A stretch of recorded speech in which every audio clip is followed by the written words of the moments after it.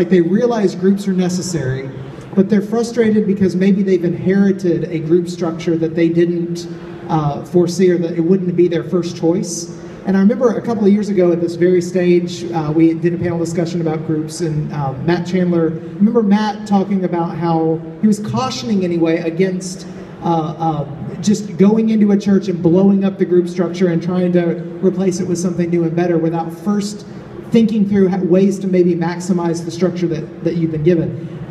What I find interesting is in looking at your book, you talk about how you created something to come alongside the groups in your church, and you call them D groups. So tell us a little bit about that and how that fits into the overall theological vision for ministry of your church. Yeah, I appreciate that. When I went to Brainerd Baptist, which was an 80-year-old church at the time, we were a strong Sunday Bible study church, strong Sunday school church. And instead of trying to circumvent that or even eliminate that, we decided to use that as an opportunity to form new groups, which we call D groups. So we use that Sunday Bible study time or life group time as a fishing pond for relationships for these D groups. So D groups, what I mean by that is a group of 3 to 5. For me, discipleship is intimately and intentionally investing in people through accountable relationships, empowered by the Holy Spirit in order to replicate Christ-like followers.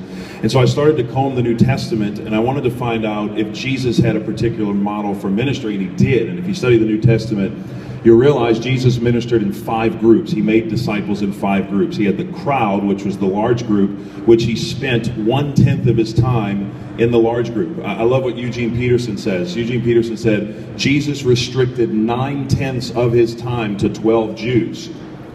And I thought, well, how much of my time do I restrict to just a small group of people? And then he also ministered in the committed, which I call the committed, the 72 or the 120.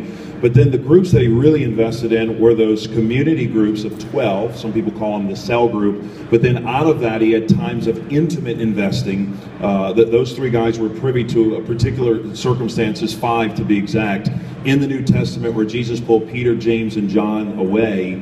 And then out of that, he had these close relationships. Now, here's something that's interesting. When you say discipleship, people think of one-on-one.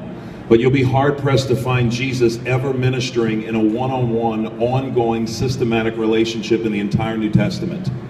He just didn't do it. So what we say is, one-on-one discipleship happens outside of the group, never in place of the group. So I meet for one-on-one, but it's outside of these D groups. And Trevor, it's been amazing. It has exploded in our church because these groups on the front end know that they'll reproduce on the back end. And the beautiful thing about discipleship in that context, as opposed to a life group, which we need groups, but in that context, people for the first time are owning their faith.